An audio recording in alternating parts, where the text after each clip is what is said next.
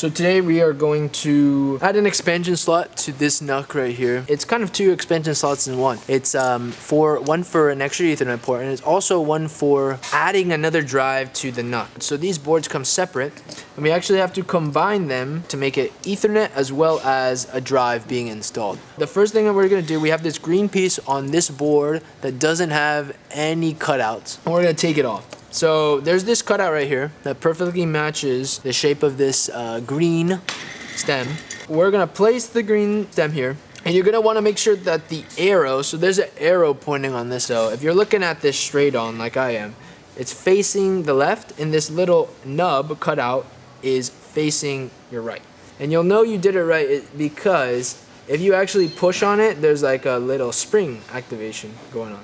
I'm gonna put the screw right there, and it's important to hold it just because it might actually change the direction of where it is.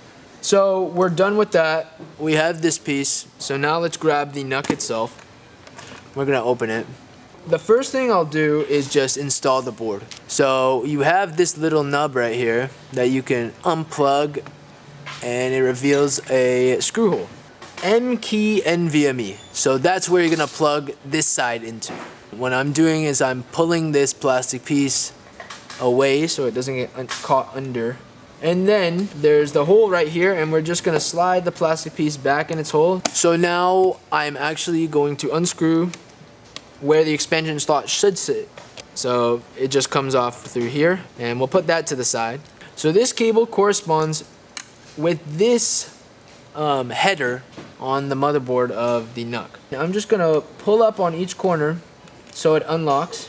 Before I even set it into place, I'm gonna just make sure that the cable is in our slot. With my fingers, I'm just going to push down the retention brackets. We're gonna plop it into place here. What I'm doing right now, I'm just holding it with my right hand, and then I'm gonna grab the screws that we unscrewed previously, and I'm just gonna reattach this. So now this is fully built. So normally you would slot it in here if it just had one SSD, but since we have the capacity for two, this would be your second slot. So you're gonna pull it down, and you're gonna pull the green slot back, and it just slots into place like that. One caveat on these taller NUCs is that there are two thermal kind of pads up here, and they're raised here. So if you actually install this, the NUC will not close all the way.